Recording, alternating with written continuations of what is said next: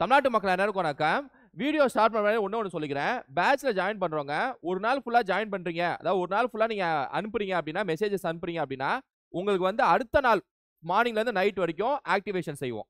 இப்ப Sunday join பண்ணவங்களுக்கு Monday activation செய்யப்படும். மண்டே ஜாயின் பண்ணவங்களுக்கு டியூஸ்டே ஃபுல் டே உட்காந்து ஆக்டிவேஷன் செய்வோம். சரியா? அது மட்டும் இல்லாம ஒரு 2 நாள் ஆயிடுச்சு சார் ஜாயின் பண்ணி, 1 1/2 நாள் ஆயிடுச்சு சார் ஆக்டிவேஷன் செய்யல அப்படிங்கிறவங்களுக்கு என்ன தவறு செஞ்சிருப்பீங்க அப்படின்னா, நான் முன்னாடியே வீடியோல சொன்னேன். ஒரே ஒரு மெசேஜ் அனுப்புங்க. அதுக்கப்புறம் வேற எந்த மெசேஜ் அனுப்பாதீங்க. நாங்க பாட்டுக்கு ஆக்டிவேஷன் செஞ்சு வந்துட்டே இருப்போம்னு சொன்னேன். சரியா? ஆனா நீங்க என்ன தவறு செஞ்சிருப்பீங்கன்னா, என்ன சார் இன்னும் ஆக்டிவேஷன் செய்யலையே, வாட் ஹேப்பன் அப்படின்னு நீங்க சொல்லியிருந்தீங்கன்னு வைங்களேன், அது அந்த வாட்ஸ்அப் இருக்குல்ல, அந்த வாட்ஸ்அப்ல இப்ப எடுத்துக்காட்டுக்கு நம்ம கீழ இருந்து மேல ஆக்டிவேஷன் செஞ்சு வந்துட்டே இருக்கோம்னு வைங்களேன். ஏன்னா சப்போஸ் நீங்க வந்து எக்ஸ்ட்ரா மெசேஜ், அதாவது நீங்க வந்து உதாரணத்துக்கு ஒரு சாட்டர்டே வந்து ஜாயின் பண்ணிட்டீங்க. என்ன 2 நாள் ஆக்டிவேஷன் ஆகலங்கிறது உங்களோட கம்ப்ளைண்ட். என்ன நடந்திருக்கும் அப்படின்னா, கீழ இருந்து மேல நம்ம ஆக்டிவேஷன் செஞ்சு வந்துட்டே இருக்க சமயத்துல நீங்க டக்குன்னு உங்க நம்பர் அங்க இருந்திருக்கும். ஆக்டிவேஷன் செய்யலான்னு வந்துட்டு இருக்க சமயத்துல டக்கு நீங்க எக்ஸ்ட்ரா மெசேஜ் அனுப்பிச்சீங்கன்னு வைங்களேன், நம்பர் டக்குன்னு ஜம்ப் ஆகி மேல போய்க்கும். வாட்ஸ்அப்ல ஃப்ரெஷ் மெசேஜா காட்டும். அதாவது புதுசா நீங்க பேமெண்ட் பண்ண நபர் மாதிரி மாறிடுவீங்க. அதாவது மண்டே அட்மிஷன் போட்ட மாதிரி மாறிடுவீங்க. நீங்க சாட்டர்டே இது பண்ணியிருந்தா கூட. சோ அதுக்காக தான் நான் வந்து அந்த வீடியோலயே சொல்லியிருப்பேன். ஒரு மெசேஜ் அனுப்புங்க, வேற எதுவும் அனுப்பாதீங்கன்னு சொல்லிட்டு. ரெஜிஸ்டர் ஆல அதெல்லாம் ஓகே. ரெஜிஸ்டர் ஆலங்கிறதுக்கு நம்ம பேக்கெட்ல இருந்து பண்ணி குடுத்துட்டு இருக்கோம். ரீசெட் பண்ணி குடுத்துட்டு இருக்கோம். அதெல்லாம் விடுங்க. அதே மாதிரி கால்ஸ் பண்ண வேணாம். வாட்ஸ்அப் கால்ஸோ, நார்மல் கால்ஸோ பண்ண வேணாம். ஏன்னா இதுவே வந்து நமக்கு கான்டாக்ட் இருக்கிறதே வந்து வாட்ஸ்அப் மூலமா தான். மெசேஜஸ் மூலமா தான். சோ அதனால வந்து நீட்டா நீங்க அனுப்புறத கீழ இருந்து அவங்க நீட்டா வந்து உங்களுக்கு ஆக்டிவேஷன் செஞ்சு வந்துட்டே இருக்காங்க. சரியா?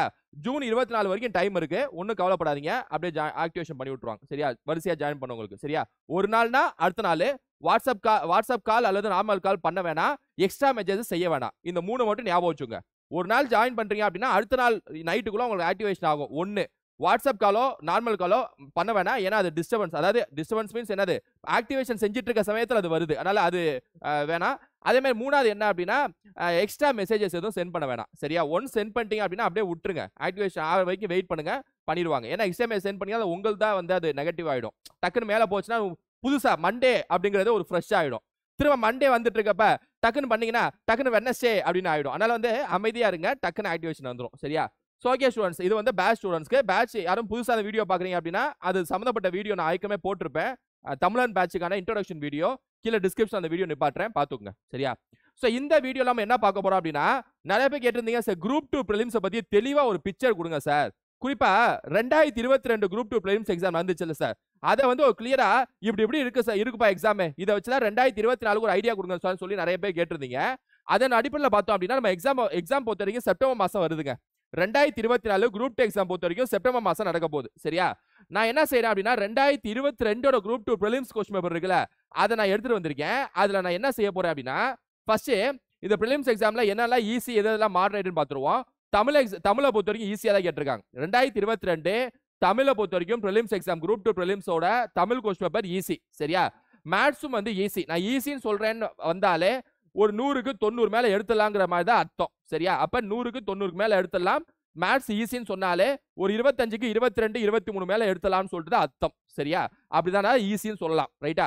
சோ இது ரெண்டும் ஈஸின்னு வச்சுக்கலாம். ஆனா ஜிஎஸ் வந்து கொஞ்சம் மாடரேட் லெவல்ல தான் கேட்டிருக்காங்க. குறிப்பா ஒரு 20 கொஸ்டின் இல்லனா ஒரு 15 கொஸ்டின். ஒரு 15 கொஸ்டின் வந்து கொஞ்சம் மாடரேட் டு டஃப் லெவல் வரைக்கும் போயிருக்காங்க. ஒரு 10 கொஸ்டின் வந்து மாடரேட் லெவல்லே வச்சிருக்காங்க. ஒரு 55 கொஸ்டின் வந்து 75 15 10 25 ஒரு 50 கொஸ்டின் வந்து ஈஸி லெவல்ல கேட்டிருக்காங்க. சரியா? சோ இப்படிதான் வந்து 2022 குரூப் 2 பிரிலிம்ஸ்க்கான ஜிஎஸ் பேப்பர் இருந்திருக்கு. ஜெனரல் ஸ்டடீஸ் பேப்பர் இருந்திருக்கு. சரியா? இப்போ இந்த வீடியோல இந்த ஜெனரல் ஸ்டடீஸ் யார் யாரெல்லாம் ஃப்ரெஷரோ அவங்களும் கவனிங்க, எக்ஸ்பீரியன்ஸ் ஸ்டூடண்ட்ஸ் அவங்களும் கவனிங்க. ஜெனரல் ஸ்டடீஸை வந்து 2022 கொஸ்டின் பேப்பர் எடுத்துட்டு வந்திருக்கேன். அதுல ஒவ்வொரு கொஸ்டின் எப்படி, தெரியாத கொஸ்டின் எப்படி அடிக்கிறது, தெரிஞ்ச கொஸ்டின் என்ன டேட்டா நம்ம தெரிஞ்சுக்கிறது, அதை வச்சு எப்படி ஆப்ஷன் அடிக்கிறது அப்படிங்கிறத ஓவராலா ஸ்டார்டிங்ல உங்களுக்கு பிக்சர் கொடுத்துறேன். இந்த வீடியோ நான் ஸ்டார்ட் பண்ணி வச்சிடறேன். அப்படியே எல்லாம் படிக்க ஸ்டார்ட் பண்ணிடுங்க. சரியா? அதுக்கப்புறம் தொடர்ச்சியா வீடியோஸ் வரும். இது வந்து ஒரு ஸ்டார்டிங் வீடியோ, அதாவது உங்களுக்கு வந்து புள்ளியார் சொல்லி போட்டு ஸ்டார்ட் பண்ணி வச்சு விட்டுறேன். சரியா? இப்போ இந்த ஜிஎஸ் கொஸ்டின் பேப்பர் இருக்குல்ல, 2022 ஆக்சுவல் கொஸ்டின் பேப்பர், அதுல கூடிய கொஸ்டின்ஸ் எப்படி தரம் இருக்கு, அந்த அடிப்படையில் இந்த 2024 எப்படி கேட்பாங்கிறத நம்ம ஒப்பிட்டு பார்த்தா மட்டும்தான் ஒரு சரியான புரிதல் வந்து ஓகே ஜிஎஸ் இந்த ஸ்டைல்ல தான் படிக்கணும், இந்த மாதிரி ஒரு கோர்வையில படிக்கணும், இந்த மாதிரி ஒரு பார்வையில படிக்கணும், இந்த மாதிரி தொலைநோக்கு பார்வையில படிக்கணும்னு சொல்லிட்டு உங்களுக்கு மைண்ட் செட் ஆகும். சரியா? அதனால டைமை வேஸ்ட் பண்ணா வீடியோக்குள்ள போலாம். இதான் கொஸ்டின் பேப்பர். சரியா? இதான் கொஸ்டின் பேப்பர். ஃபர்ஸ்ட் கொஸ்டின் கவனிங்க. இங்கிலீஷ் அண்ட் தமிழ் ரெண்டுலயுமே சொல்றேன். which are the following statements are true about judicial review? நீதி புனராய்வு பற்றிய கீழ்காணப்படும் வாக்கியங்கள் எது எவை சரியானவை அப்படின்னு சொல்லிட்டு கேட்கறாங்க. ஃப்ரெஷர்ஸும் கவனிச்சிட்டு இருப்பீங்க. அதனால என்ன சொல்றேன் அப்படின்னா, நீதி புனராய்வுனா என்னன்னு சொல்லிடுறேன், ஜுடிஷியல் ரெவியூனா என்னன்னு சொல்லிடுறேன். நம்ம நாட்டுல வந்து நம்ம நாட்டோட அரசாங்கம் இருக்குல்ல, கவர்மெண்ட், இந்த கவர்மெண்ட்ல மொத்தம் வந்து 3 அமைப்புகள் இருக்குங்க. 3 ஆர்கன்ஸ் சொல்லுவாங்க. கவர்மெண்ட்ல 3 ஆர்கன்ஸ் இருக்கு, 3 அமைப்புகள் இருக்கு. என்னென்ன அமைப்புகள் அப்படின்னா, சட்டத்துறை லெஜிஸ்லேச்சர், நிர்வாகத்துறை எக்ஸிகியூட்டிவ், ஜுடிஷியரி அதாவது நீதித்துறை. சட்டத்துறைங்கிறது சட்டங்கள் போடக்கூடியது, நாடாளுமன்றமோ மாநில சட்டமன்றங்களோ. நிர்வாகத்துறைங்கிறது அதை சட்டத்தை நிறைவேற்றக்கூடியது. Group 1, group D, group A, group B officer, group 2 officer, IAS officers, ministers, MLA, இவங்க எல்லாமே நிர்வாகத்துறையை சேர்ந்தவங்க. சரியா? மினிஸ்டரும் எம்எல்ஏவும் சட்டத்துறையிலும் இருப்பாங்க, நிர்வாகத்துறையிலும் இருப்பாங்க. Group 1, group 2, IAS officer, group 2 ஆபீசர்ஸ்லாம் நிர்வாகத்துறையில மட்டும் தான் இருப்பாங்க.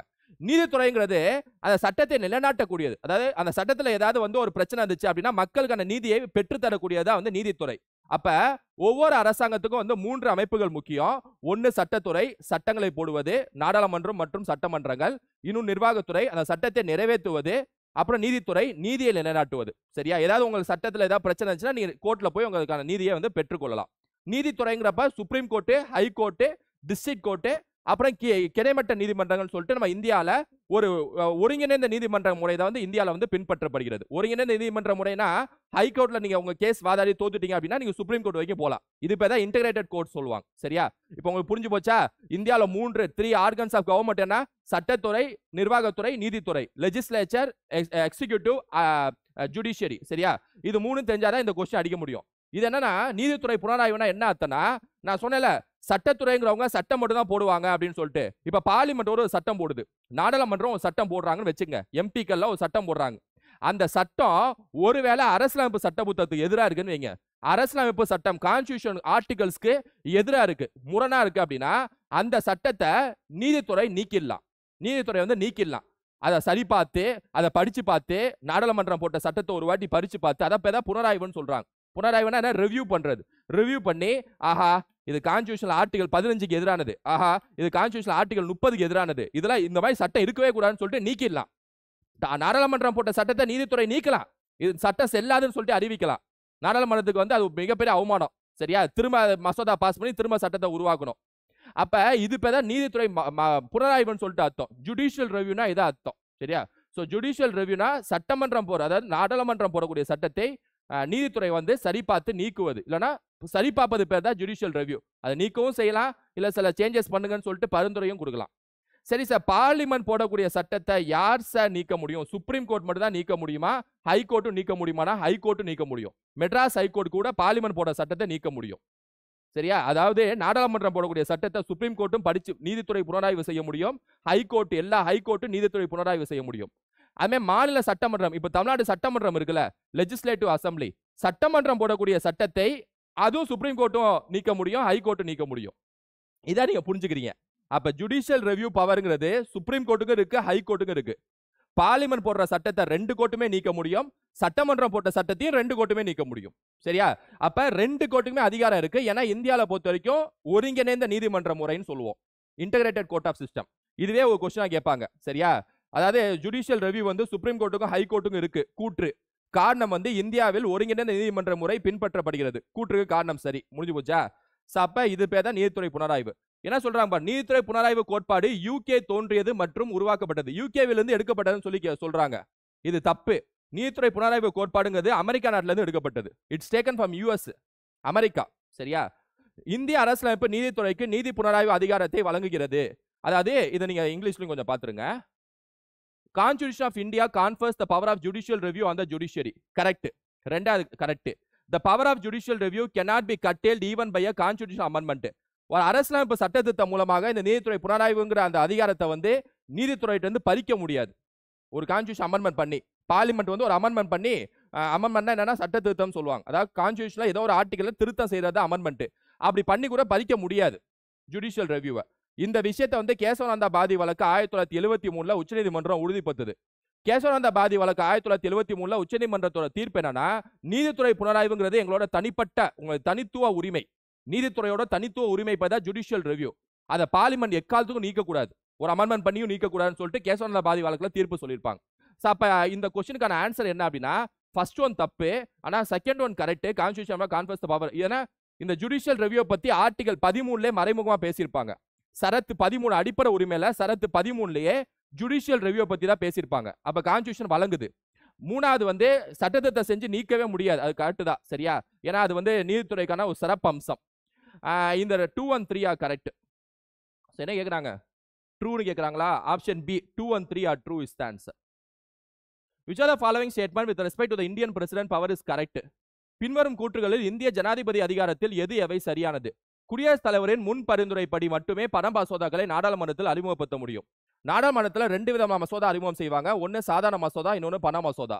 சாதாரண மசோதா பணம் சம்பந்தப்படாத மசோதா. அப்ப பெண்களோட திருமண வயசு வந்து 18ல இருந்து 21 உயர்த்தணும்னா இது சாதாரண மசோதா, ஆர்டினரி பில்னு சொல்லுவாங்க. இப்ப டாக்ஸை வந்து உயர்த்தணும், டாக்ஸை குறைக்கணும், செலவுகள் அதிகப்படுத்தணும், அதுக்கு ஒரு சட்டத்தை போடணும்னா அது பேர் பண மசோதான்னு சொல்லுவாங்க. பண மசோதா பாஸ் பண்ணி தான் சட்டம் உருவாகும் சரியா. பணம் சம்பந்தப்பட்ட மசோதா பண மசோதா, பணம் சம்பந்தப்படாத மசோதா வந்து சாதாரண மசோதா, ஆர்டினரி பில். இப்ப இந்த பண மசோதா தாக்கல் செய்யறதுக்கு நாடாளுமன்றத்தில் ஒரு சில ஸ்பெஷல் ரூல்ஸ் இருக்கு, அது கான்ஸ்டிடியூஷன்ல சொல்லியிருக்காங்க. பண மசோதா தாக்கல் செய்வதற்கு குடியரசுத் தலைவர்கிட்ட முன் அனுமதி பெற வேண்டும். பண மசோதா என்பது லோக்சபால மட்டும் தான் தாக்கல் செய்ய முடியும், ராஜ்யசபால தாக்கல் செய்ய முடியாது. பண மசோதாங்கிறது அமைச்சர்கள் மட்டும் தான் தாக்கல் செய்ய முடியும். அது ராஜ்யசபாக்கு போச்சுன்னா 14 நாட்கள் வரைக்கும் தான் டைம் ராஜ்யசபாக்கு. அதுக்குள்ள என்ன செய்யணுமோ அதை செஞ்சு லோக்சபாக்கு அனுப்பணும். இல்லாட்டினா அது ஆட்டோமேட்டிக்கா பிரசிடென்ட்டுக்கு போயிடும், பிரசிடென்ட் டேபிளுக்கு போயிடும் சரியா. அப்ப மக்களவை மாநிலங்களவை ரெண்டாவே இருக்கு. அதுல மக்களவையில மட்டும் தான் பண மசோதா தாக்கல் செய்ய முடியும், அமைச்சர்கள் மட்டும் தான் பண மசோதாவை தாக்கல் செய்ய முடியும். ராஜ்யசபாக்கு 14 நாட்கள் மட்டும் தான் இருக்கு. பண மசோதா தாக்கல் செய்வதற்கு முன் அனுமதி பெற வேண்டும் பிரசிடென்ட். இது மாதிரி நிறைய கண்டிஷன்ஸ் இருக்கு. இந்த கண்டிஷன்ஸ்ல ஆர்டிகல் 110ல குறிப்பிட்டிருக்காங்க. ஆர்டிகல் 110ல பண மசோதா பத்தி குறிப்பிட்டிருக்காங்க சரியா. இப்ப ரீசெண்டா யூபிஎஸ்சி கொஸ்டின் வந்துச்சு, அதுல கூட இந்த பண மசோதா பத்தியான கொஸ்டின் வந்துச்சு சரியா. அப்ப குடியரசுத் தலைவரின் முன் பரிந்துரைப்படி மட்டுமே பண மசோதாக்களை நாடாளுமன்றத்தில் அறிமுகப்படுத்த முடியுங்கிறது கரெக்ட். நாட்டின் நிதி நிலைத்தன்மை அல்லது கடன் அச்சுறுத்தலுக்கு உள்ளாகும் போது குடியரசுத் தலைவர் நிதி அவசர நிலையை அறிவிக்க முடியும். அதாவது when the financial stability or credit of the nation is threatened, the president can declare financial emergency. Correct தான். ஆர்டிகல் 360 ஃபினான்ஷியல் எமர்ஜென்சிங்கிறத ஆர்டிகல் 360ல குறிப்பிட்டிருப்பாங்க. இந்தியால கஜானா ஏதாவது பிரச்சனை வந்துருச்சு, ஏதாவது காலி ஆயிடுச்சு அப்படின்னா ஃபினான்ஷியல் எமர்ஜென்சியை வந்து குடியரசுத் தலைவர் அறிவிக்கலாம். The president is not answerable before any court of law for exercising the powers and duties of his office. குடியரசுத் தலைவர் தனது அலுவலகத்தின் அதிகாரங்கள் மற்றும் கடமைகளை பயன்படுத்துவதற்கு எந்த ஒரு நீதிமன்றத்தின் முன் பொறுப்பளிப்பு தேவையில்லை. ஆமா கரெக்ட் தான் சரியா. நீதிமன்றம் போய் நிக்கணும்னு சொல்லிட்டு அவசியம் இல்லை பிரசிடென்ட்டை பொறுத்த வரைக்கும். அப்ப மூணுமே கரெக்ட் சரியா. மூணுமே கரெக்ட். பண மசோதாவும் கரெக்ட், ஃபினான்ஷியல் எமர்ஜென்சியும் கரெக்ட், பிரசிடென்ட் வந்து எந்த கோர்ட்டுக்கும் ஆன்சர் பண்ண தேவையில்லைங்கிறதும் கரெக்ட் சரியா. ஆப்ஷன் டி 1 2 3 4 இருக்கா? 4 இருக்கா? Administration of union territories is responsible of the president. ஆமா, யூனியன் பிரதேசங்களோட நிர்வாகம் வந்து குடியரசுத் தலைவர் கையில தான் இருக்கு. சோ 4மே correct. So option D is the answer. 1 2 3 and 4 are correct சரியா. Which of the following statements are true about அடிப்படை கடமைகள்? அடிப்படை கடமைகளை குறித்து கீழ்கண்ட எது சரியானவை? அடிப்படை கடமைகள் வந்து 51(a) குறிப்பிடப்பட்டிருக்கு. அதாவது 51(a) அடிப்படை கடமைகளை பத்தி பேசியிருக்காங்க கரெக்ட். 11வது அடிப்படை கடமையை 86 சட்டத்திட்டம் 2002 பட்டியலில் சேர்க்கப்படுது. இதுவும் கரெக்ட் தான். வாஜ்பாய் ஆட்சியில சேர்த்திருப்பாரு. அதாவது கல்வி பெற்றோர்களை வந்து பிள்ளைகளுக்கு கல்வி வழங்க வேண்டும்ங்கிறது பெற்றோர்களுக்கான அடிப்படை கடமையா சேர்த்திருப்பாரு கரெக்ட் தான். அறிவியல் மனப்பான்மையை வளர்த்தல் ஒரு அடிப்படை கடமை அல்ல, தவறு. அறிவியல் மனப்பான்மை வளர்த்துங்கிறது ஒரு அடிப்படை கடமை. 51(a)ல ஹச்ல கொடுத்திருப்பாங்க. அடிப்படை கடமைங்கிறது நம்ம இந்திய மக்கள் பின்பற்றக்கூடிய கடமை தான் அடிப்படை கடமைன்னு சொல்லுவாங்க. இது கான்ஸ்டிடியூஷன்ல ஒரிஜினலா இல்ல. அதான் அம்பேத்கர் ஆரம்பத்தில் எழுதிய கான்ஸ்டிடியூஷன் புக்ல இல்ல. பின்னாடி இந்திரா காந்தி தான் வந்து சேர்த்திருப்பாங்க இந்த அடிப்படை கடமைகளை. இந்த அடிப்படை கடமைகள் சேர்க்க வேண்டும் சொல்லிட்டு இந்திரா காந்திட்ட பரிந்துரை கொடுத்த குழு என்னன்னா ஸ்வரன் சிங் குழுன்னு அர்த்தம். இந்த ஸ்வரன் சிங் குழுவோட பரிந்துரைப்படி 42 சட்டத்திட்டம் 1976ல அடிப்படை கடமையை வந்து இந்திரா காந்தி கான்ஸ்டிடியூஷன் புக்ல சேர்த்திருப்பாங்க. 51(a) அப்படின்னு சொல்லக்கூடிய ஒரு ஆர்டிகலை வந்து எழுதியிருப்பாங்க. பகுதி 4(a) அப்படின்னு சொல்லக்கூடிய ஒரு பகுதியை சேர்த்திருப்பாங்க. இந்த 51(a)ல வந்து small A, small B, small சின்னு சொல்லிட்டு ஒவ்வொரு கடமையா இந்திரா காந்தி எழுதியிருப்பாங்க. கடைசி கடமையா 11வது கடமையை வந்து வாஜ்பாய் அரசாங்கம் சேர்த்திருப்பாரு. வாஜ்பாய் அரசாங்கம். ஃபண்டமெண்டல் டியூட்டிஸ் வந்து நாட் ஜஸ்டிசபிள் நேச்சர், அதாவது தண்டனைக்கு உட்படாதது.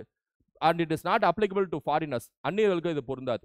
அடிப்படை கடமைகள் வந்து அந்நியர்களுக்கு பொருந்தாது சரியா. ஏன்னா இதுல தேசிய கீதத்தை மதிக்க வேண்டும், தேசிய கொடியை மதிக்க வேண்டும் இருக்கு.